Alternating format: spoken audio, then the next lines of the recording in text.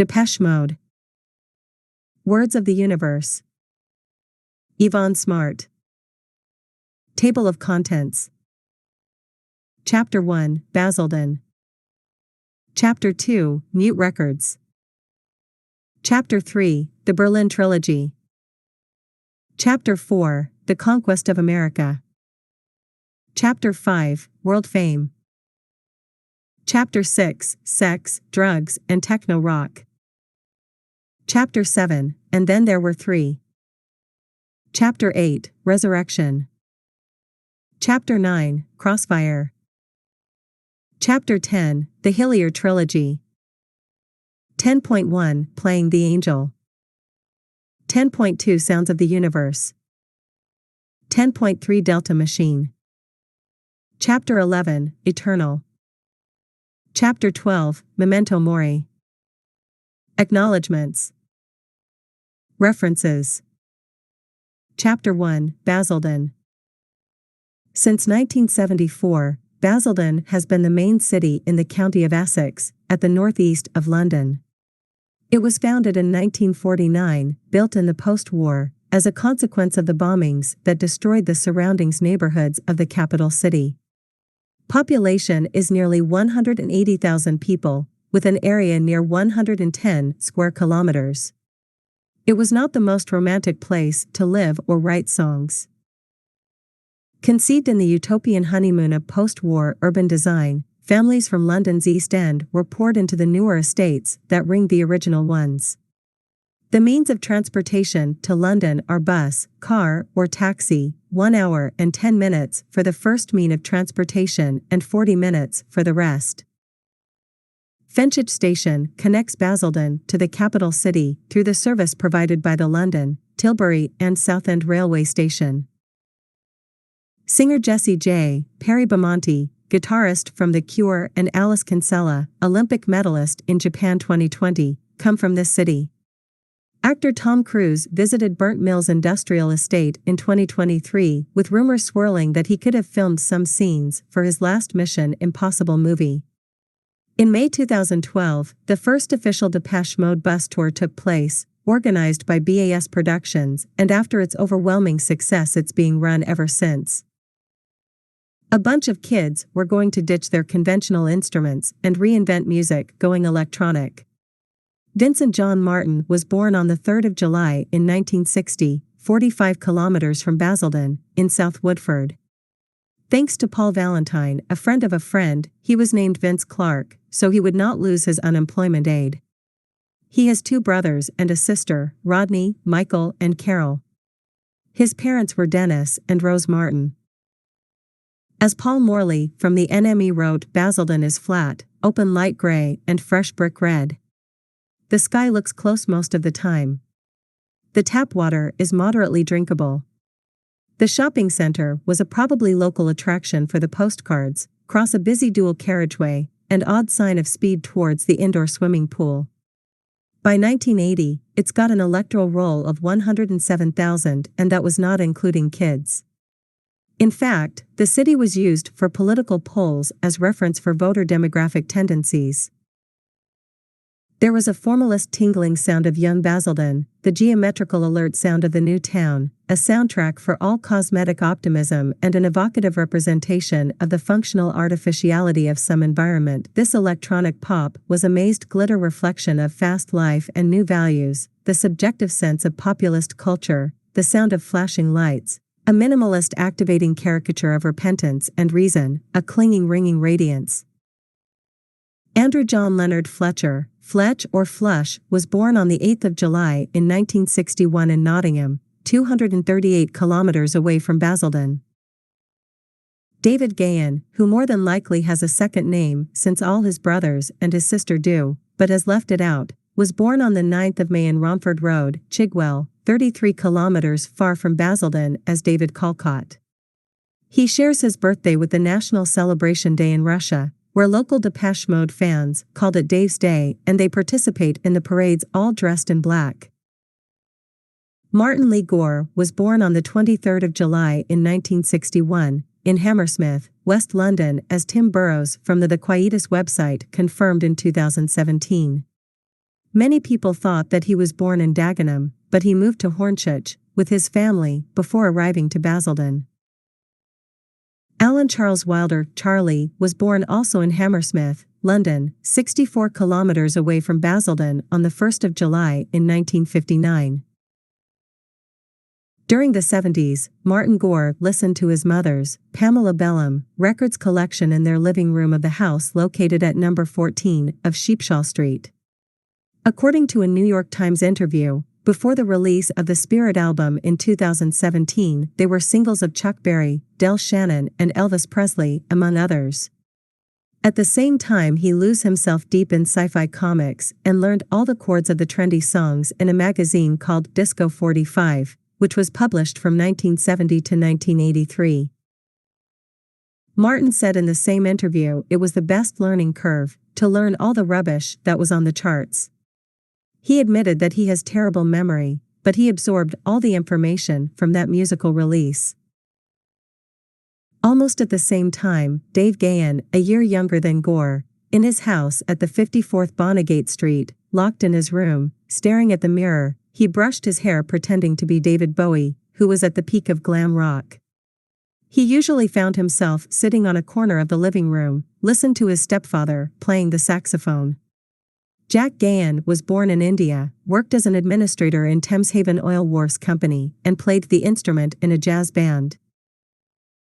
Not very far from these two houses was located Andy's house, at 101st Woolmer Green Street. Father John was an engineer. They moved to Basildon with Mom Joy, and after that Karen, Susan, and Simon were born. His dad worked in Carreri's cigarettes factory.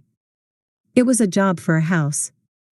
England had a growing economy in the 60s, but in the 70s unemployment increased, factories closed down, the punk rock movement started to flourish and Basildon became a violent town.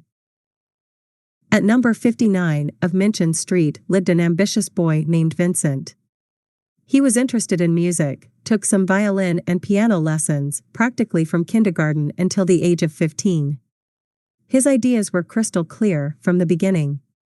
He knew that the future of music was going to be based on synthesizers. He was highly influenced by orchestral maneuvers in the dark, the Human League, The Cure, and obviously Kraftwerk. Martin Gore used to be a very introvert boy and still is to these days. He is not a very social person. His parents worked at the Ford Motor Company. He always showed interest in music and languages. He only remembered an incident when he was 5 years old and he hit another boy in the head with a piece of a brick. His father saw him and taught the young curly blonde boy a lesson he would never forget. Most of his young age in Basildon was very boring. He read a lot and then when he was 14 years old approximately he put all his efforts into songwriting. At the age of 13, his mother Pam told him that his biological father was not the dad that raised him, called David. He was an African-American soldier stationed in the United Kingdom. He eventually met him in the American South as an adult. Pamela gave birth to two half-sisters Karen and Jacqueline. Gore's biological father died at age 68 and his stepfather passed away at age 61. I will respect both biological origins, Dave's and Martin's, by closing this topic now, because it's one of the subjects they rather not talk about. Gore spent most of his time practicing with his acoustic guitar that he bought with money from working as a newspaper's boy, and then he worked in a grocery store where he saved enough pennies to buy an electric guitar and also started buying vinyls. When he was a teenager, he went to Erft, in Schleswig-Holstein state in Germany, which its main activity was agriculture. During that period of time he played like 1,000 times Reds in My Bed and Donna by 10 cubic centimeters. The relationship between Gore and Basildon was not at his best. He recalled that it was not the greatest place to live. It had the highest crime rate. Violence was something normal. One time, when he was coming back from a party at Landon, he was walking down the street with a friend and a gang of 10 bullies approached them and started hitting Martin and the other guy. Just for no reason at all. His second home was the local pub. When he came back years later to that place, someone questioned him for his black nail varnish. Nothing had changed. He always knew that music was his way of getting out of Basildon. He considered working as a translator, but those jobs were difficult to get. He felt secure at school. His musical influences were T-Rex, David Bowie, and Kraftwerk. Gore is an Arsenal FC supporter and used to play amateur football as an interior right midfielder. I know this particular detail only because of one fact. It was the summer of 2001. I was traveling across the American West Coast and Depeche Mode was playing in Martin's hometown. I took a taxi to the venue that was the Santa Barbara Bowl. The cab driver name was Igor and he was from Eastern Europe. He asked me, "Are you going to Mart's concert?" and I was kind of surprised. Because he talked about Martin Gore as his pal. Then he told me I play football every week with him. Well, they call it soccer here, we understand each other, and he's quite good actually. The place was odd if you asked me, but rather intimate. I remember there was an ambulance parked at the entrance, where you have the concession stands. The band was walking around the place and only few people that were buying merchandising noticed their presence. And I was thrilled to meet actor Rob Lowe, who I really admired at the time after watching the film about last night, a bit late, I know. There were two moments to remember from the concert. Number 1, during Dream On, some knucklehead from the crowd decided to shower Dave with beer, I think, and he was furious. He spit at the guy and we were all singing in unison, "Kick him out." After security dragged him off, the show went on and the second highlight was when Martin said, "This is home," and started singing the song, which took a new meaning with the introduction. Enough with the anecdotes and back to the past. The first band Gore joined was Norman and the Worms. The name Norman was taken from the guitar played by his friend Phil Burdett, a long-hair weirdo, who was responsible for showing Martin the first chords in the guitar. Worm Phil looked like a sort or Mark Bolan's Gone to Seed, a tangled mess, and used to play a white Telecaster, and Gore had at that time a black Columbus, a Japanese copy of the Gibson Les Paul, which was on auctioned in 2023 by his neighbor Philip Harvey. In total contrast of what people used to think about them, the duet did not play punk songs. They had the revolutionary attitude, but played other music styles and used to wear long white coats like scientists. The musical style of Norman and the Worms was hard to pin down. While they did not like mainstream music and did like the punk attitude, their style seems to have been a mishmash of folk, country, and glam rock. The very first concert of the band was at Gore's living room, in front of 10 people, probably when his parents were not at home. They put together something similar to a stage so the few people present could enjoy the experience. Martin was a declared Gary Glitters fan, long before the pedophile disgraced pop star was convicted to 16 years jail term for sexually abusing minors. Martin covered the track "I Love You Love Me Love" for his first solo album, but rejected it for the final release. Another live performance was in the Sixth Form Common Room at Nicholas Comprehensive School of Basildon at Leinster Road, now the James Hornsby School. They invited all their classmates. There is only one photographic memory from that event. There you could see a ginger teenager, Chelsea FC fan, his name was Andrew Fletcher. In 1978, Norman and the Worms performed in a pub called the Esplanade in Southend-on-Sea. They had a guest vocalist, Ronnie Adams, and they played Viola Willis's song "Gonna Get Along Without" their songs. Later that year, they had other appearances in Van Gogh Club, in Paycock Road of Basildon with Alison Moyet's band called The Vandals. In these particular shows they played with Pete Hobbs in drums and Steve Gallagher in bass. An active Gore also performed with the band Neatels. They decided to take part in a local music contest in a pub called Castlemaine at the Nares in Lee Chapel North and played a couple of times in Roundacre Club in Basildon. The band has already prepared a proper set list. Phil wrote a song with a Steely Dan style called Saxophone Joe and Martin an acoustic ballad called See You.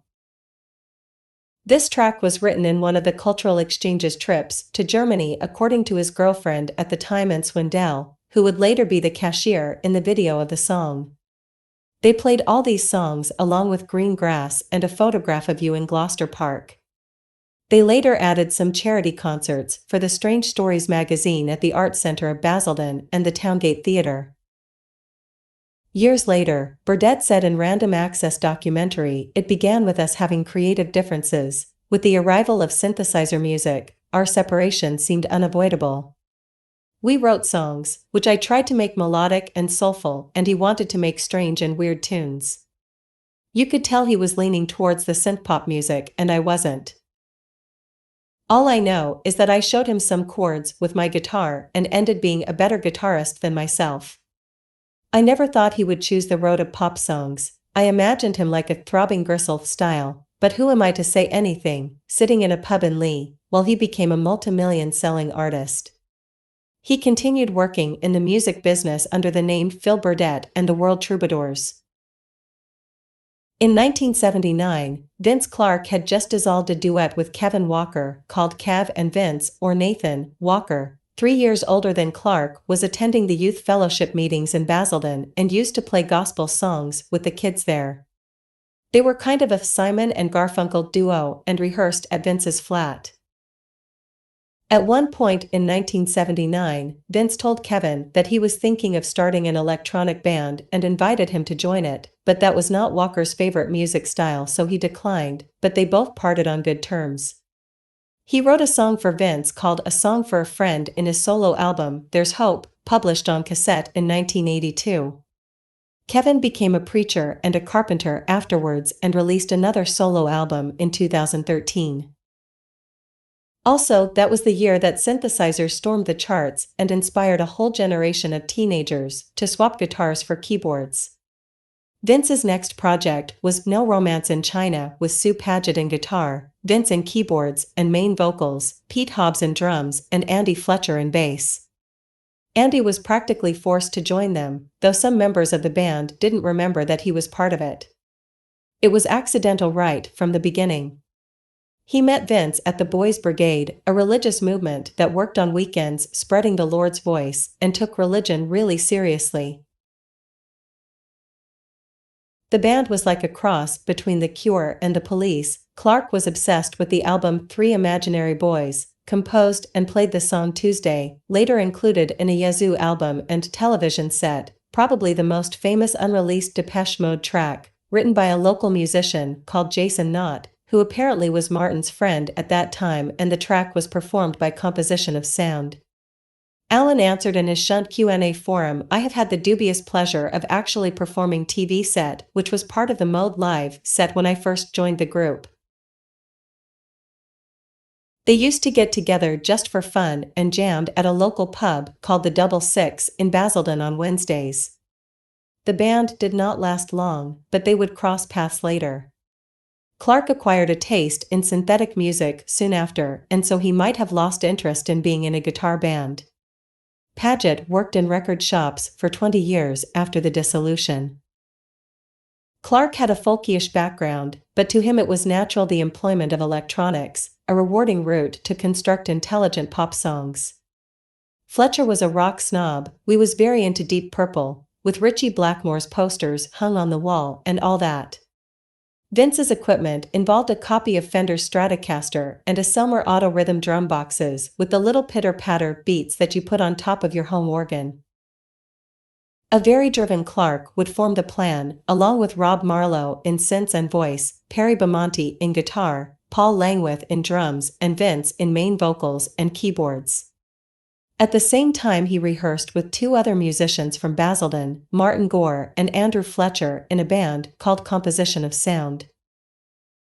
Fletch said in an interview with VH1 Vince was always the one with ambitions. He would work at the yogurt factory, the local post office, a cosmetics company, a supermarket, or even a local airport to save a few quids to buy a synth. The Boys Brigade usually got together at St. Paul Methodist Church. Andy Fletcher and Vince Clarke were some kind of preachers. Fletch attended the same class together with Martin Gore and Alison Moyer at Nicholas Comprehensive School.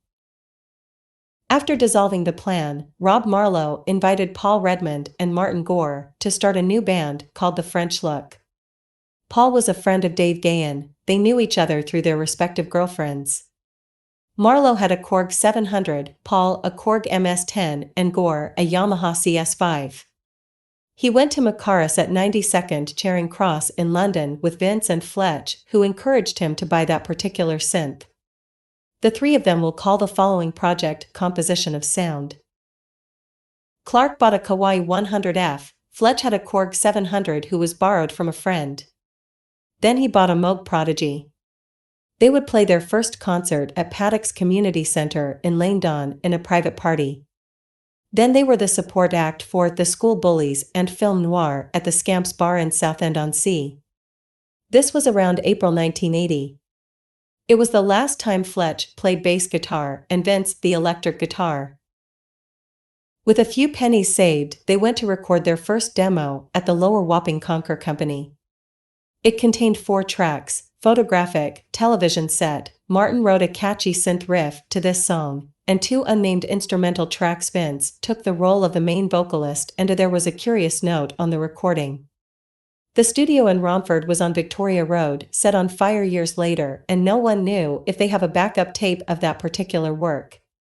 Fletch told BBC Radio in February 1982, when we first started, we did concerts around people's houses in Basildon. That's before Dave joined, and it was quite good.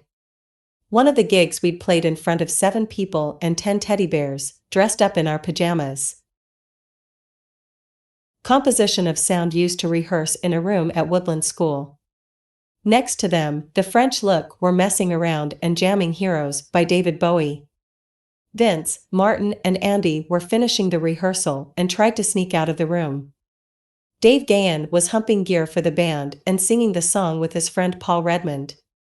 The rest is ancient history. They didn't have any followers, nobody came to their gigs. Gahan was popular in town. They decided to audition him to be the vocalist, gave Dave 3 songs, 2 written by Vince, and the other one was Virginia Plain by Roxy Music. He sang Clark's songs very badly, but he actually performed Brian Ferry's song quite well, so they decided to give him the job. Martin told VH1 in a documentary Vince was the driven force of the band, but he is also quite clever and he knew that we needed a frontman and Dave had more followers than us, so he offered the position to him. Andy said practically the same, he sang well, looked really good, had a huge following, and we needed that. It was really convenient, said Dave. We gradually changed to electronics, plug in these monophonic keyboards to a public address system and traveling around with them. They were quite cheap, you did not need a good amplifier, and we were not good at playing guitars anyway. The band recorded their second demo, the first with Gahan as the main vocalist at Rockstar Studios at Charlotte Street in London, as Dave told 101.9 FM RXP from New York in 2009. The owner was John Springate of the Glitter Band. They paid £50 for it. The list of songs included Ice Machine, Radio News and Photographic. It was very raw, and Vince's friend, Gary Smith, made a copy of the tape for each of the band members. 2 copies were sold in 2011. One by Terence Murphy, an ex-boxer and the original landlord of the Bridge House, and was responsible of booking the band for supporting Fad Gadget. On June 14, 1980, Composition of Sound played their first gig as a 4-piece. Gahan was 18-year-old by that time and needed a couple of lager beers to get in the St. Nicholas Comprehensive Stage in Laindon. The concert cost 50 pennies as an admission fee. The bands played in a big hall, which was the upper school cloakroom upstairs. They advertised the concerts with posters made by Vince's brother, Rodney. So it was a historic night. The track list of that day was Ice Machine, Virginia Plain, Roxy Music cover, Mirror is Standing, Television Set, Jason Knott, Photographic, Then I Kissed Her, written by Phil Spector, Big Muff and Sunday Morning. And Swindell, Martin's first girlfriend, was supposed to be playing saxophone on Tora, but she didn't. Gore performed with 2 bands that night, Composition of Sound and The French Look. Vince was extremely angry with Martin because he would perform in both bands, but he wanted to do good for everyone. Clark was expecting a clear commitment. He was also mad, claiming that someone changed the settings on the synthesizers. Gahan brought his entire crowd from Southend. They realized they made a good choice with the new frontman. They also played 6 shows at Raleigh in a pub named Croc's, who had a living crocodile near the stage. They sort of had a residency there, thanks to the owner, a guy called Gary Turner. They had their following, 50 people or so, all Dave's friends from college, and they all traveled to London whenever they had a gig there. Before that, they booked 4 dates at Alexandra Pub, Club Top Alex, and 1 night at the Technical College on Southend-on-Sea. They played their official 30 minutes first gig at the Bridge House in Canning Town on September 24 as an opening act for the Comsat Angels. Martin would record a song of them later on in his first solo album in 1989. The set list that day was Television Set, Photographic, Ice Machine, The Price of Love and Radio News. But it was actually the night before when they used the name Depeche Mode for the first time at Ronnie Scott's Rock Nights. On November 12, they performed at the Bridge House again and the band met Daniel Miller for the first time. Then they would play another time at the same place on December 10 and a week later at the Victoria venue.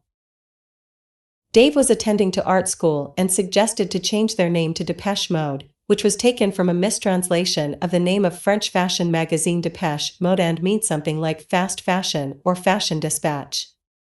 Gahan told VH1, "I've just stole it from a magazine." The firm that represented this publication would later want to sue them, but after some months of good publicity they stepped back. The life of the new main vocalist has been particular. His stepfather Jack died when he was 9 years old. His biological father Leonard William Calcott had abandoned Dave and his family when he was 6 months old, and his sister, Susan Christine too. Sylvia and Len got divorced 2 years later. They moved to Basildon. One day when he came back from school, his mother Sylvia Ruth, a London bus conductress, also known as a Clippy, was waiting for him at the kitchen with a strange man sitting on the couch. She said, "David, meet your father Len." This experience would change him forever. He was 11 years old. Gahan had a difficult childhood. Nevertheless, he always tried to laugh, despite the circumstances. He sang carol songs on Christmas to a very few people at the Salvation Army. He used to lie saying that he went to Sunday church mass, but instead went cycling with his sister Susan and disappeared for hours. Pretend to be Bowie or Jagger and sang in the living room. His mother was his biggest fan. Soon enough, he tasted drugs and booze. He was not a great student at bar's table, used to fall asleep in the last hour of every class or spent long periods of time staring at the window. He shared his room with his 2 little stepbrothers, Philip Michael and Peter Eric. At night, put on his earphones and listened to John Peel's show. Dyed his hair, went to London with his mates of art school to see The Damned or Generation X. One of them was Joanne Fox, his first wife and mother of his son Jack. Gahan designed clothes for his friends and studied windows dressing at Southend Art College, but he got bored of it all pretty soon. He had some legal issues, was at the detention center at Romford a couple of times for painting walls and some other acts of vandalism. "I was very stupid painting the walls and signed with my last name. I don't think there were many Gahans around." He spent many weekends doing community work. In 2020, when the band were inducted to the Rock and Roll Hall of Fame, Dave read a brief speech and said, "I don't know what I would do now if it weren't for music," and Fletch responded, "You'd probably be stealing cars." Such as Vince, Dave switched jobs many times before he joined the band. He worked in Yardley Perfumes Company, North Thames Gas, and Sainsbury Supermarkets, which he would remember later in the film named 101. Directed by D.A. Pennebaker. "When I worked at the supermarket, I had very few things to worry about, much less pressure than now." He told the NME in 1981, "Yeah, I was a soul boy, I've done it all, and I have been everything. I used to like soul and jazz funk like the Crusaders. I used to go to soul weekends and hang around with the crew from Global Village at the Lyceum on Friday night. Then I got interested in punk, and when that burned out, I came back to the clubs for the exotic new electronic fun, floating fading fantasy of the Blitz and Studio 21. His musical influences later on were David Bowie, Roxy Music, The Clash and Gary Numan. He used to attend to some concerts in London, and they came back late at night to Billericay in the milk train from Liverpool Street. By 1980, Gore worked in London at NatWest Clearing House at 120th Fenchurch Street, and Fletch got a job in Sun Life Insurance at 90th Paul St, also in London. Dance and Dave were in charge of taking the demo to every record company willing to take a chance and listen to it. They went to Island, Polygram, RCA, etc. When they passed by Rough Trade on 130th Talbot Road, they saw Scott Peering, the manager of the store. He seemed to be interested, but after a while he said, "It is not what we sell here, but that bloke may be into it." That person was no other than Daniel Miller, head of Mute Records, who was complaining of some distribution issues of Fad Gadget albums, who happened to be in his label. He gave them a bad look and went out quickly of the shop. Depeche Mode performed for the fourth time at the Bridge House in Canning Town on December 28, supporting Fad Gadget. It was a big crowd, it was full up. Miller was mixing Frank Tovey's sound, and by that time, he changed completely his perception of the band. Unfortunately, there are no soundboard recordings from those sessions. Daniel had some reputation for having recorded the single Warm Leatherette/T.V.O.D under the pseudonym The Normal, heavily influenced by J.G. Ballard's book, Crash, which described a dystopian future. He had recently recorded the Silicon Teens record Music for Parties with Tovey. It was a collection of traditional songs, sort of electronic covers like Memphis, Tennessee, Sweet Little 16 or You Really Got Me, among others. They worked in Eric Radcliffe's Blackwing Studios, using a TIAC 8-track recorder. It was a new wave virtual band. The whole project was a creation of Miller, and Frank was the band's fictional frontman. Tovey did not sing on any Silicon Teens recordings. All vocals and instrumentation were actually provided by Daniel. The album was launched in 1979. It featured 3 singles and 3 original compositions, 2 instrumentals. The group ceased activity after 1980. Neil Ferris, who worked at Mute at that time as a plugger, told in an interview, "We were promoting the Silicon Teens album on Capital Radio, and a radio listener called the station and said to Daniel, 'You are not Larry Least, who was supposedly the record producer. You are Daniel Miller. I know you. I went to school with you.' In that moment, we realized we have to get a proper band." Depeche Mode knew and respected Mute's work. When the concert at the Bridge House ended, Miller went to talk to them, with his weird briefcase. First he spoke to Dave and he gave Daniel the cold shoulder. He had the Rough Trade episode fresh in his head. He told him to go away and went to see Vince in the other corner, because he was the chief songwriter. He offered them a single deal straight away. Miller said, "I was blown away when I watched them live. They had a traditional setup. One played main synths, other the rhythm parts, bass lines, and the singer were in charge of the electronic drums. The members of the band were big fans of Mute. They were not interested in signing a contract for 10 albums. Daniel ran his whole independent operation from a small office flat at 16 Decoy Avenue in North London. Chris Carr, Mute's UK press agent, said Daniel gave them the perfect home, as he has done for all of his artists. They could have signed to a major label for 2 or 3 albums, and look at their contemporaries who are no longer with us. From that moment on, a new musical journey would begin, changing the lives of their members, the record company, and the musical landscape in general." Paul Morley wrote in 2006, "And then there was Depeche Mode, pale-faced pop-smitten Basildon boys born in the 60s, bruised by the brazen Bowie, connected by dreams, lust and wires to Ultravox, Kraftwerk, Eno and Marauder, who formed perfectly, just in time, wet behind the ears with made-up eyes, and fashion in their hair. This seemed like the future, when guitars seemed to be the past.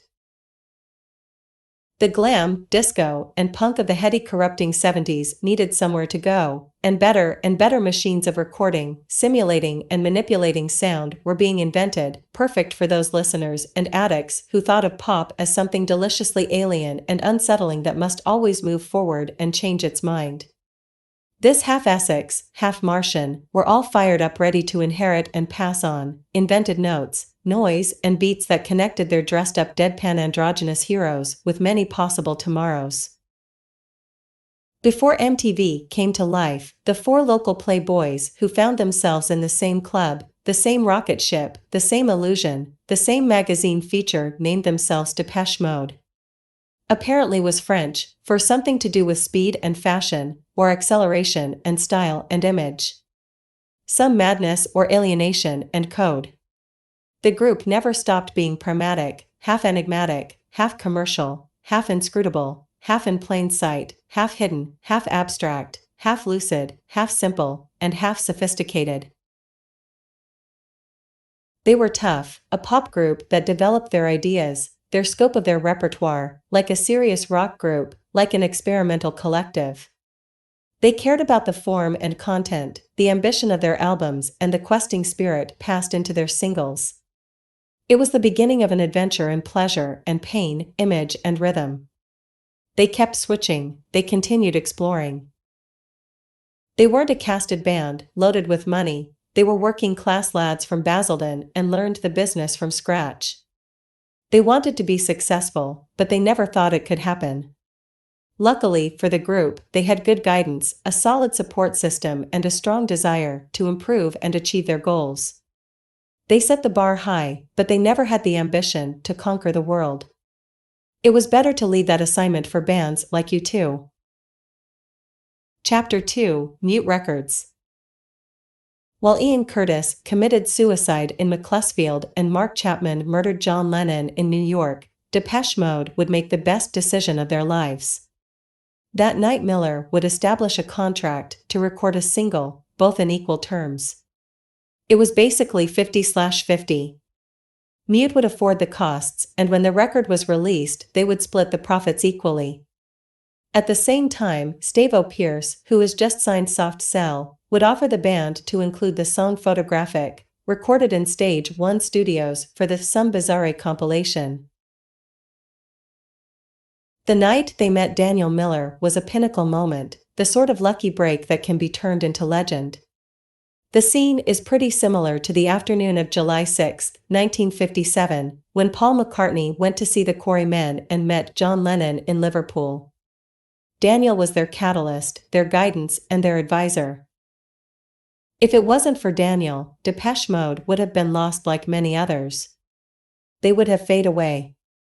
Miller had propelled them forward, helped them to see things clearly. He had an unconventional commercially vision, but he gave them the courage to exploit their belligerently and simple pop art.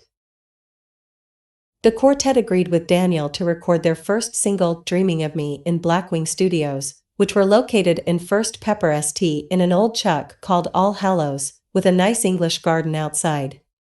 They recorded the song on December 1980, and it was released on February 1981. It reached number 57 on British charts, with little promotion. They could not believe it. It was not a huge success, but it built the right foundations for the future. Andrew Fletcher said in the 2006 documentary, "Do we really need to quit our jobs? For some strange reason we decided to go with the bloke who offered us no money. We were working class lads from Basildon, but we liked the music he had released and we trusted him. It was one of the best decisions we have ever made." According to Vince, "We just wanted to make a single and record an album. Other record companies offered us long-term deals, but we were not interested." An executive from Phonogram Records approached the band with a much lucrative offer. They preferred to stay at Mute instead. Another curious proposition that they received was when Vince told the rest of the band, in a very enthusiastic mood, that he had a proposal to go to Africa, dressed with Doctor Who's outfits, to play electronic reggae, according to Fletch in an interview with the New York Times in 2017. It was a real challenge for Miller to strike the deal. Everybody thought that the band would not make it with Mute. They said that it was a small label and they would not achieve international success. Daniel was determined to prove them wrong. His vision about the music business was right. His perception was that the industry was old-fashioned, too pop-orientated, and he wanted to give room to what he considered alternative music. Mute Records signed many successful acts such as Erasure, Nick Cave and the Bad Seeds, Moby, Goldfrapp, among others. The band had little experience in the studio. Daniel Miller produced the album. He simply knew more about the equipment, since he had recorded the Silicon Teens record before. He also had worked with Eric Radcliffe in the past, so it was not new for him, but he also managed himself outside of the system. He phoned up Blackwing and they were very enthusiastic and open to his working methods. It was such a good feeling, the one they had when the band listened to the cassette for the first time in John Fryer's car. Miller used in the studio an ARP sequencer, an ARP 2600 synthesizer. His main intentions were to capture in the studio the energy that the band had in their live performances. According to Dave, they placed the instruments in the live room, played their parts, and he sang on top of all the music. Technology had limits in 1981, which would turn up the process even more interesting. The band, the producer, and the engineer used a seat on the mix desk where each one of them had to press a different button, following some cues in order to get the right mix synchronized. According to the sound engineer, Fryer, it was kind of limited because with an 8-channel mix, each one of the 4 programs was compressed in 2 tracks, which are mixed simultaneously for the final stereo sound. The band would spend the next few months to complete their first album, Speak and Spell, named by Miller in reference to a toy for children made by the manufacturer Texas Instruments.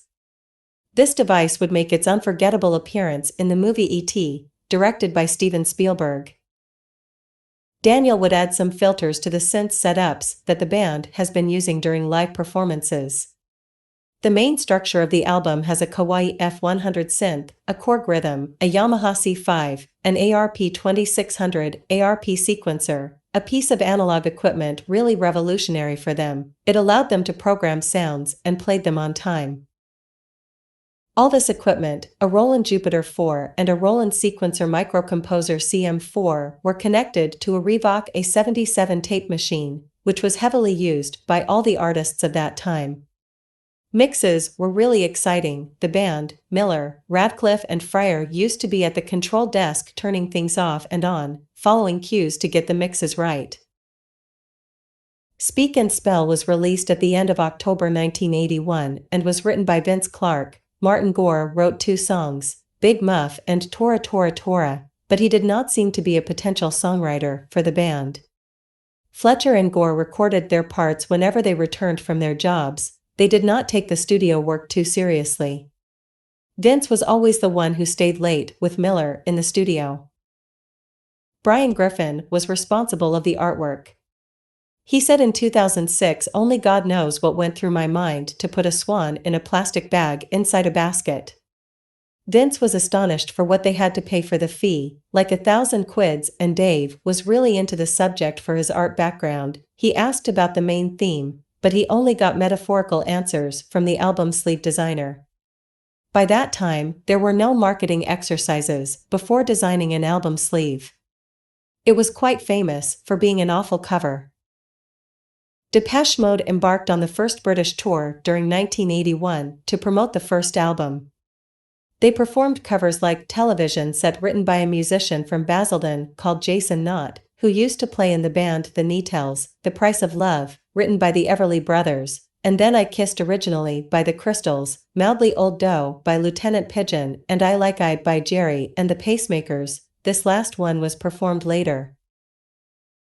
According to Dan Silver, the tour was very successful, especially the last gigs at the London Lyceum Ballroom, where the promoter could not believe the excitement of the fans. Clarke's last show with Depeche Mode was at the Festival Theatre for a television show in Chichester. Andy Fletcher said in a 2006 documentary, "When we went out on our first tour, I still worked. I could play in Leeds the night before and the next day show up at the office. I think they did not take me too seriously, but when we played at Top of the Pops, I came back to work and they welcomed me as a hero.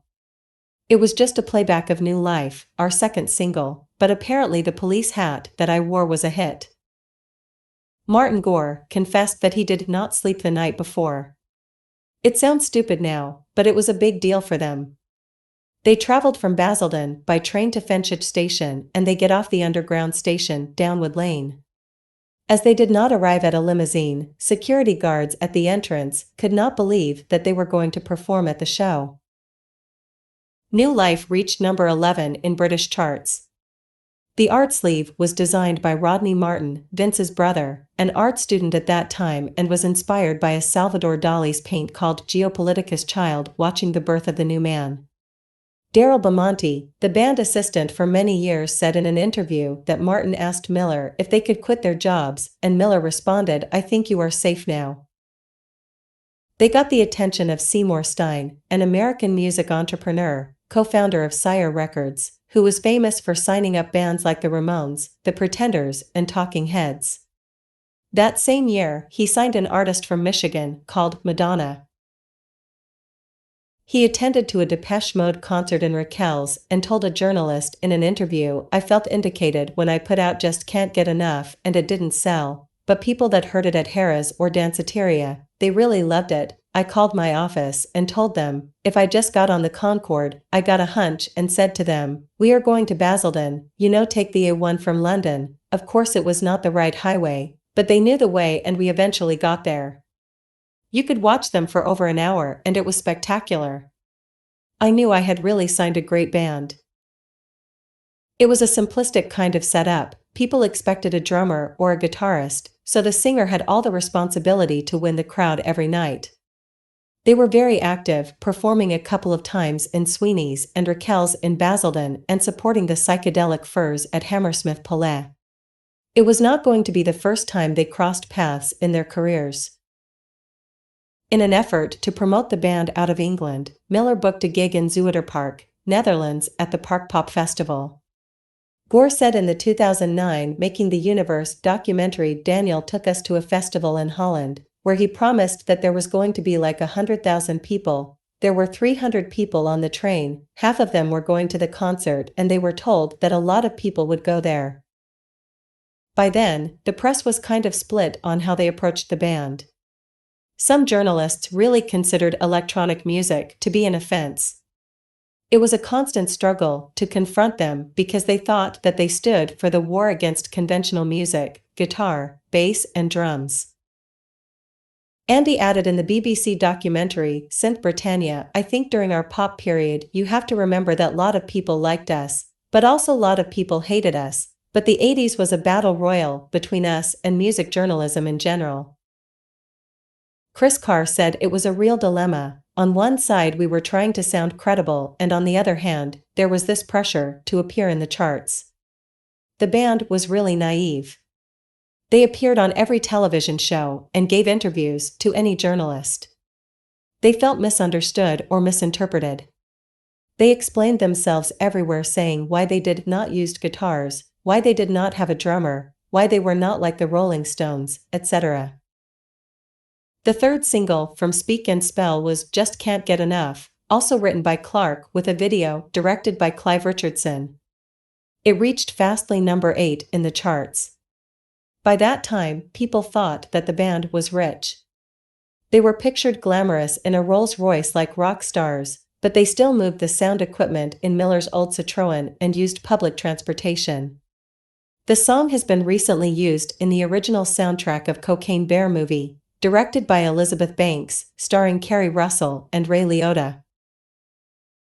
Dave told Kevin Kline at KROQ that song has been used in so many forms along the way, I can't imagine it in a movie, with a bear and a bowl full of cocaine. I must see that. It's a perpetual subject in the band. Every time we go on tour, we're wondering if we should play it. Since it's a Vince's song, it's so different from what we're doing now, and we're still hesitant about it. But at the same time, it was our very first hit and the audience would be disappointed if we did not play it. Clark didn't want to be part of interviews since a journalist from the Daily Star misquoted him. Vince said obviously it's an advantage in life to be good looking. The reporter made it out that the songwriter had said ugly bands never make it, if you're good looking, then you're number one. Vince was so upset that he didn't want to leave his flat for weeks. August 1981 would mark another hit point in their career. The band met a Dutch photographer, who came from a family of missionaries and worked for the New Musical Express magazine in Gloucester Park, Basildon. His name, Anton Corbin. He had some reputation for his art. Mainly for being known by his black and white pictures. That was his classic trademark. Depeche Mode would be at the cover of NME, and the main picture consisted in Dave being his frontman, placed as the main character and the rest of the band behind him. Gahan was thrilled with the idea, but it turned out a big disappointment for him. The final result showed Dave as a spot because Anton focused on the rest of the band. Paul Morley interviewed the band for the same magazine on August 22, 1981. He was surprised by their simplicity and went boating with them in Gloucester Park. They were casual, but not silly. They told him, "We know that there's more than Radio 1 recognition, we know of the mythical mishap of ending up as one-hit wonders.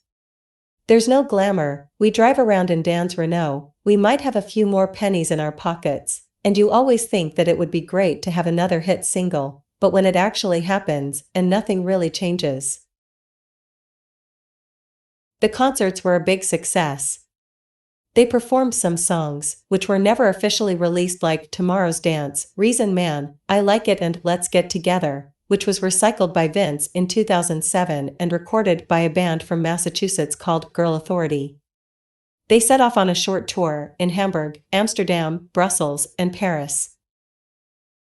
In November 1981, following the end of the band's first UK tour, Clarke officially announced his departure from Depeche Mode.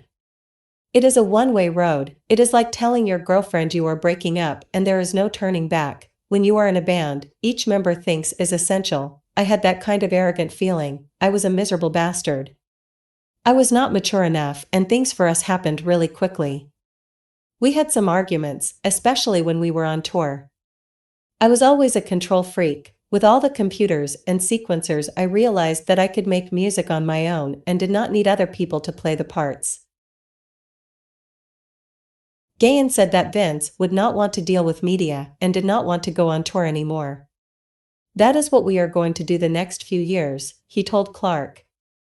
By the end of the day, all his decisions had to be approved by the rest of the band members, and he did not particularly like that, and also citing touring fatigue and disdain for pop stardom as his reasons for the departure. Gore conjured the following: "I remember us having a rehearsal. Vince turned up with 3 new songs. We were all learning our parts, and then he had to go to the bathroom. The moment he left, we all turned to each other and said, 'These are rubbish, we can't record these,' and when we came back, we told him." That may have been the turning point. Miller delayed the announcement of Vince leaving the group. Mute was about to sign a deal with an American label. The news came out on December 1981. When he quitted Depeche Mode, Clarke and Eric Radcliffe became really close friends. The engineer showed him his recording techniques and some knowledge of the studio work. Vince offered to the remaining 3 members one song he had left called Only You, but the trio rejected it. It was kind of a situation like the one Phil Collins lived with Genesis when he said he might have shown this song In the Air Tonight to Tony Banks and Mike Rutherford before he recorded the track with Hugh Padgham for his first solo record called Face Value. Clarke was the only one who responded to an advertisement Alison Moyet placed in a British music magazine Melody Maker, although the pair had known each other since their school days at St. Nicholas Comprehensive. They attended the same Saturday music school when they were 11 years old. Moyet spent her teen years singing in various punk and blues bands in Basildon. Despite growing up nearby, Alison and Vince did not know each other. They recorded a demo, presented it to Daniel Miller, who gave them his blessing. Yazoo was born. For legal reasons, they had to change the name of the band to Yaz in America, to avoid a lawsuit that led to £3.5 million by a record label who owned the rights in that country. The duo combined the electronic sound of Clark with the emotional and bluesy voice of Moye. Mute Records had now two successful projects. Yazoo started to record their first album in Blackwing with Eric Radcliffe as co-producer. They called it Upstairs at Eric's for his input, and they worked during the morning because Fad Gadget booked the studios for the rest of the day.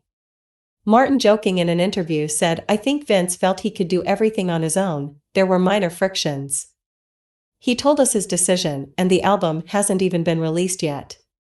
It was probably Daniel who suggested Vince to leave the band. Fletch said in two albums, for singles, and that was a documentary, Allison was really a sort of rock and blues singer. Mixing that with electronics was kind of unheard of. It was a great idea. Just after he left, he came along to Mute's offices, and he said, "I've got this song," and sang it. Martin and I told him that it sounded like something else, and we didn't like it. It turned out to be Only You. Clark recorded the demo of the song on a 4-track recorder and had already finished the song when Moye arrived. Vince was best friends with the Vandals guitarist, but didn't know Allison that much. They two knew virtually nothing about each other, besides their musical abilities. It was almost like an arranged marriage. There was a version made a cappella by the Flying Pickets that was even more successful than the 1982 original song. It reached number 1 on British charts in 1983. Clark's decision was shocking to the band, but they never thought of breaking up.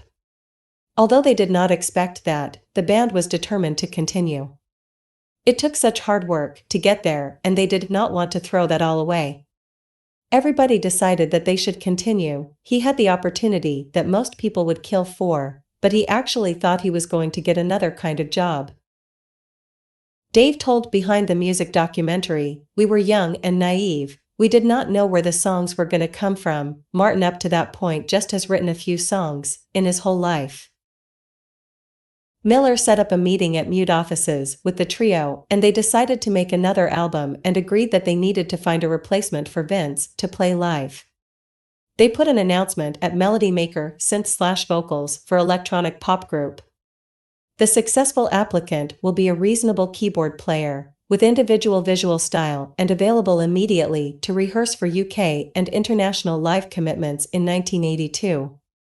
London/home counties based. Auditions were made at Blackwing, where all sorts of characters showed up. Nicely dressed, with good manners, but no one could properly play. A 22-year-old Londoner, called Alan Wilder, started to play keyboards and proved that he could play anything, sing chorus parts or play a melody and a bass part simultaneously. The band initially felt threatened by Wilder's skills. He had 2 auditions and needed the money to pay the wages. Apparently, in what other people failed, he succeeded. A Broken Frame was recorded in several sessions at the end of 1981 and the beginning of 1982. The trio worked without Wilder with the same team as the previous album in Blackwing Studios. Gore's songs were completely different to Clark's. Unlike Speak and Spell songs, Martin's songs were more obscure, not so poppy. So they reworked them in a way that could make them sound more accessible for radio listeners. The job was not an easy one.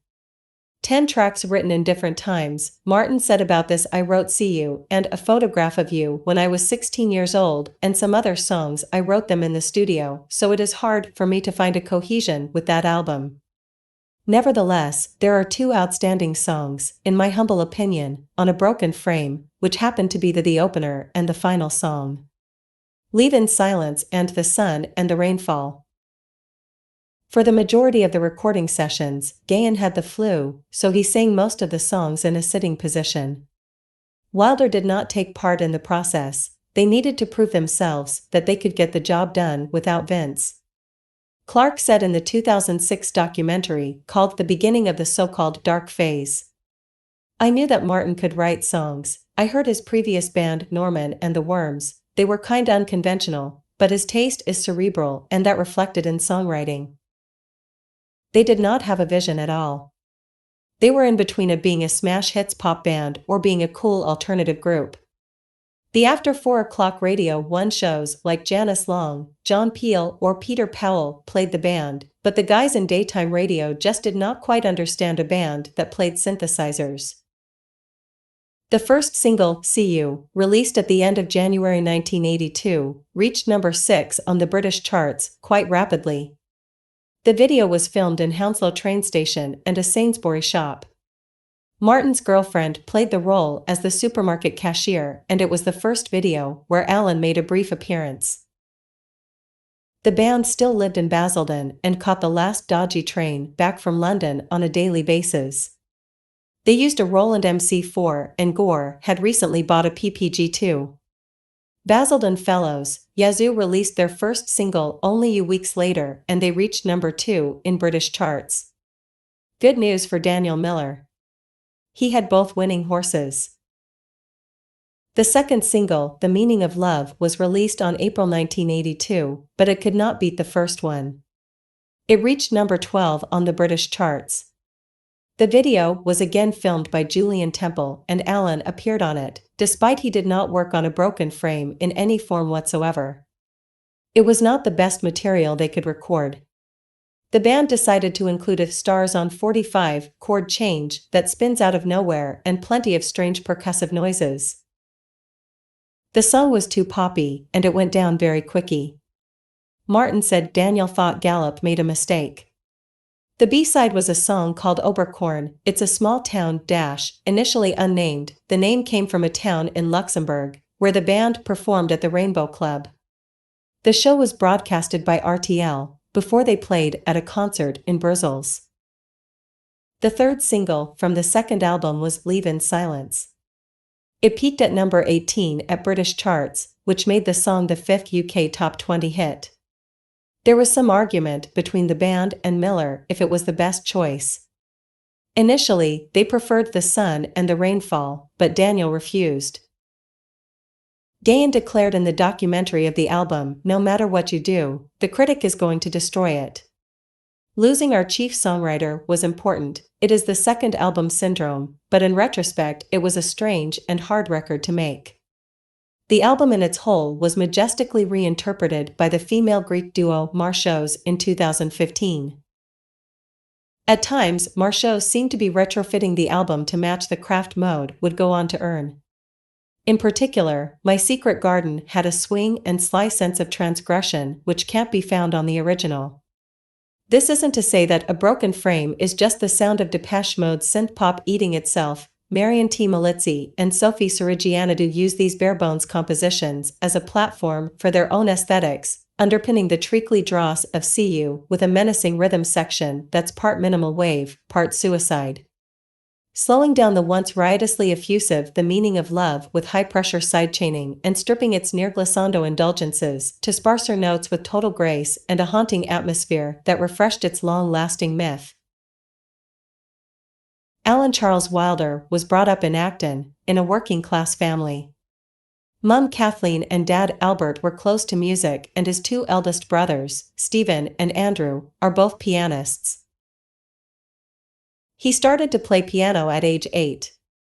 He learned to play the flute when he attended St. Clement Danes Anglican Church in Westminster. He was a classically trained musician.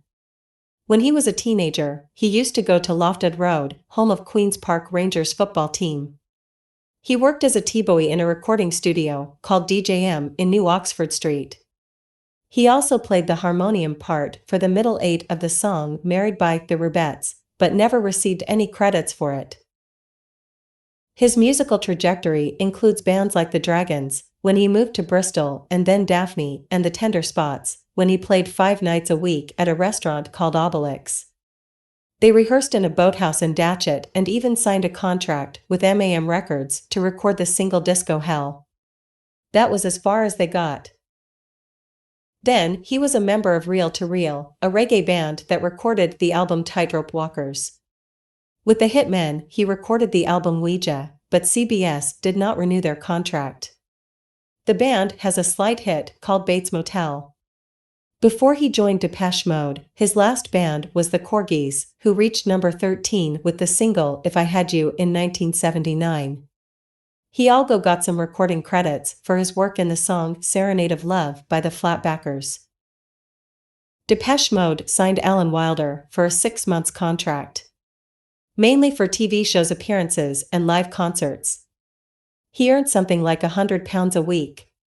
Mute released a short statement regarding the brand news. "We are pleased to announce that the 4th member of Depeche Mode has been found. The position as a keyboard player/vocalist, which made vacant after Vince's departure before Christmas, has been filled by 22-year-old Alan Wilder from London. He has played with many bands and is an experienced synthesizer player. Although his position isn't permanent yet, he will be playing with the band during their British and European tours." His first live show was at Crocs in Rayleigh. The new member of the band visited Basildon 3 times. They were on top of the Pops and then flew to America in the Concorde. They had a gig at the Ritz in New York, which was one of the worst of their career. Dave had decided to have one of his tattoos removed in a London clinic. They have a dancing lead singer with a septic arm in a sling, and it did not look very good. They went out at 4 o'clock in the morning. A guy who was standing there shouted at them, "What happened to you? You used to be good." They actually thought that their music was never going to be compatible with what the Americans want. After nearly 40 shows in a couple of months, the band took some time off in July 1982. Martin Gore and his girlfriend Anne Swindell went to Portugal, Andy boarded a boat trip in the canal, and Dave Gahan and his fiancée Joanne Fox flew to the island of Cox in Greece. While everybody was enjoying holidays, Yazoo released a single called "Don't Go," and it reached number 3 on British charts. By that time, Clark did not have more doubts whether he could pursue a musical career.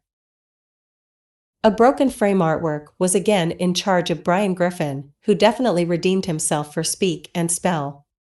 Inspired by Russian artist Kazimir Malevich, this time he took a series of photographs of a peasant known as the Wheatfield Lady in a Hertfordshire field near Saffron Walden. It was a stormy day, and in photography is well known that when the rain washed away it could be a really good opportunity for taking pictures. After the work was done, Griffin, his assistant Martin Atkins, and Ching Lee went back to the studio in Rotherhithe. They knew that they achieved something special. Brian showed the final Polaroids to Daniel Miller, who was really impressed by the artwork. It won the award Album Sleeve of the Year. It was not the only one of Griffin's most outstanding pictures, but it also has been rated one of the more impressive color photographs in the history of photography. During that time, Griffin made another photo shooting in Freeth for British artist Kate Bush using the same theme. Alan was a bit upset in the beginning. When the band was working on the album, he went to Blackwing and Miller told him that they did not need him at that moment, but he was welcome to stay and witnessed the sessions. Wilder was patient enough. He found his space very slowly and became a full member of the group.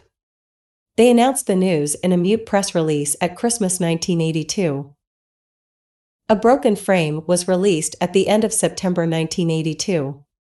The band accepted to be on any kind of TV shows or interviews, which in retrospect was a mistake, but they desperately needed some kind of credibility. The constant feeling of being rapidly forgotten was around the corner. One, for instance, was in the German TV network WDR, in a studio mounted on a barn. They were all dressed in suits, holding some chickens, and performing "See You." Depeche Mode was very young, none of them were over 21. After a year of dazzling achievements, and despite of receiving tempting offers from major record companies, they continued with Daniel Miller and Mute. The decision was not an easy one, but it was the right one. By December 1982, the group joined forces in Blackwing with Alan Wilder as an active member of the band. They recorded the single "Get the Balance Right," written by Gore, with a B-side co-written by Wilder and Gore called "The Great Outdoors," that was used as an intro in some live concerts for the next tour. The full fruits of the work were starting to come apparent. The single was a huge hit in Detroit, Michigan dance move. It was remixed by local DJs Juan Atkins and Derek May. It also meant the release of their first 12-inch single. It reached number 13 in British charts. Miller continued as a producer. Kevin Hewitt directed the video, with some curious details. First of all, it seemed that he did not know who the singer was. Alan started the video singing the song with the group all dressed as scientists. The band did not include it in any of their compilations until 2016. A Broken Frame tour started in Chippenham on October 1982. They visited Ireland, Sweden, Denmark, West Germany, Belgium, and the Netherlands. Then they traveled to America to play some dates in Canada and USA. It was the first time that they played in Asia. Gore, as a songwriter, started to have a more globalized vision of the world. The band started recording their new upcoming album in the Garden Studios, property of John Fox, ex-Ultravox in Shoreditch, East London, located in High Street. The Cure and the Banshees had worked there before. The place had an AMEC 36-channel mix console and a MCI 24 tracks recorder with an 800 watts Eastlake monitoring. Shoreditch was an abandoned industrial zone. Nowadays it is a trendy area in London. Fox worked with an engineer called Gareth Jones when he recorded his album Metamatic at Pathway Studios in Grosvenor Avenue in North London. He recommended Jones to Miller and they had a meeting with the band at Mute offices in Kensington Gardens Square. Jones said in a 2006 documentary, "At first I did not like what they were doing, mainly because they were on the radio and I did not listen to it, but Joe Fox said to me that they were looking for an engineer. This guy made Warm Leatherette. It is a really interesting label and my perception of their reputation was kind of wrong." It was the start of a beautiful friendship and collaborative work. Pre-production was crucial. Jones had a contagious energy, and he brought to the studio an analog recording tape called Stellavox SP7. He wanted to toughen the band up, recording sounds in acoustic spaces. When they recorded the album there was nothing around. They hit any kind of metal, kitchen utensils, and pipes in order to create new sounds. Gore and bandmate Wilder both became vegans in 1983 for health and moral reasons. It was the start of sampling, which was basically converting an analog audio signal to a digital one. This technique was not a new one, it was used by the Beatles or the Monkees in the 60s, and German band Kraftwerk used it for their album Autobahn, sampling sounds from a Volkswagen Beetle. The album was called Construction Time Again. The title came from the second line of the first verse of the song Pipeline. The vibe was really positive and optimistic, despite the severe economic crisis that England was going through at that time. The artwork was designed by Brian Griffin and Martin Atkins. The main photograph showed a working man with a sledgehammer and was taken in Mont-Cervin, Switzerland. Wilder's work was very important. He became a crucial part of the band. Since he was a classically trained musician, we were able to take the demos to another level. He could bring an idea and exaggerated it, brought some musicianship, played with some chords, really helped us to grow. Gahan defined it. Gore said in an interview, "I quite liked the fact he was there. It was like having a teacher, looking at your work before it was released." He felt like the new member for quite a long time, and it did require some diplomacy lessons to put his ideas forward without appearing to be a bit pushy. Work methodology was disruptive. It was the first record that they sit down and discussed what they were going to do with the technology available at that time. Pipeline was recorded in a construction site. The track did not have any reverb or artificial equalization. It ended up being the first conceptual artwork from the technical point of view. Gore appeared in a BBC documentary called Synth Britannia and talked about the recording. "When I was hitting some corrugated iron in Shoreditch, you can hear a foreman complaining on the background shouting, 'Oh why?'" Miller bought a synclavier sampler for the recording. It was truly a novelty, overpriced, very difficult to assemble, and it came in several boxes. They also used an emulator, a Californian sampler, a Drumulator, and a PPG-2. Being polyphonic, it allowed the band to play more than one note at the time, but it was not very reliable. It failed in the middle of a concert in Bochum, Germany, when Kraftwerk attended that show. In order to make backup tapes of the album, they moved to Trevor Horn's Sarm East Studios in Osborne Street, where Queen shooted the video for Somebody to Love. The band needed to secure that process so they can take them to where the mix was going to take place, Hansa Microm Studios in Berlin. The lyrics from the album were mostly written by Gore, inspired by the global context. His compositions were always kind of personal, but this time they were more political, and they were accused by a journalist of the NME called Exmoor of writing the Labour Party manifesto. This assumption could easily be misunderstood if the press only wrote about the socialist images that came from the single's sleeves.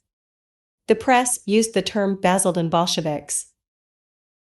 Gore said in the Synth Britannia documentary, "The early 80s was a terrible time for Britain. I was young and impressionable, and it was the first time that I felt that I was writing from the heart." Gahan summed up the feelings of that era in a documentary of the album called Teenagers Growing Up, Bad Government, and All That Stuff. Allen wrote 2 songs for the album. 2 Minutes Warning, and told Johnny Waller from Sounds magazine, "It gave me the chills just thinking about the 2 minutes warning before a nuclear holocaust." Argentinian punk band 2 Minutos took the name from that song. The Landscape is Changing, according to Wilder, was written inspired by a documentary about acid rain. Allen's contribution was helpful, 2 less songs for Gore to write. Everything Counts was the first single of the album. It reached number 6 on British charts. The video was filmed in West Berlin and directed by Clive Richardson. Fletchen played an oboe and Allen a xylophone. It showed the sculpture of Joachim Schmeta called Hand with Watch. The song was covered by Swedish melodic metal band In Flames.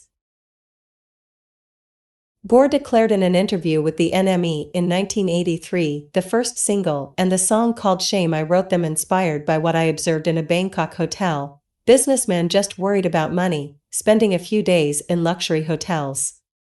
It made me think about inequality and profit distribution in the world." Indeed, the album included a bevy of political themes, sparked by the poverty Martin had seen on a recent trip he had taken to Thailand. Andy admitted in an interview with Paul Gambaccini in 1993, "I would not say that I am proud of our early videos. There was a script and we were not good at acting. We realized that we're not going to be the new Beatles." Work Hard was the B-side of the first single, the last Gore/Wilder collaboration. Allen said about that, "In some point I tried to persuade Martin about writing together. He did not think it was a good idea, but we did not make a big deal about it. I respected his decision and moved forward." The second and last single from Construction Time Again was Love in Itself. Released in September 1983, it reached number 21 in British charts. The video was filmed in Wales by Clive Richardson. Gore appeared for the first time playing the guitar. In 2019, when the mastering process for the singles box is explained, a test pressing can be seen that lists the song Cocktail, but is crossed out and replaced by the original title. There was no information about this working title. The B-side was a song called Fools, written by Allen. He said that he never felt a genuine songwriter, but thought that since he was in a band, he could contribute with some songs. It was not one of their strongest songs. In fact, Wilder never liked it, but they needed songs and decided to release it. The group had a meeting with Miller to discuss the possible launch of a third single. The song And Then was a serious candidate and a demo of another of Gore's compositions, called All by Themselves, as B-side, but in the end the album just had 2 singles. The band popularity increased exponentially in Europe, mainly in Germany. The perception of the band was shifting, everything was growing, they as people were changing. The media started to call them the New Romantics. The Basildon Hordes, the Birmingham Hordes, became the Depeche Mode Hordes. Meanwhile, in another mute parallel universe, Clark, after 2 years, 2 albums, and 4 singles released in the UK, the last one, Nobody's Diary, reached number 3 in British charts, decided to split up the musical partnership with Moye and continued with other personal projects such as The Assembly, along with Eric Radcliffe and Feargal Sharkey. They released one single called Never Never. The song peaked at number 4 in UK singles chart. Construction Time again represented some of Depeche Mode's promise and potential and showed the spark of the foursome starting to ignite. It began a run of 6 albums that had the band growing from strength to strength and started the most musically consistent period of their career. It may not be the album I would point to for someone new to the band to be introduced to, but it's still rewarding listen nevertheless. Chapter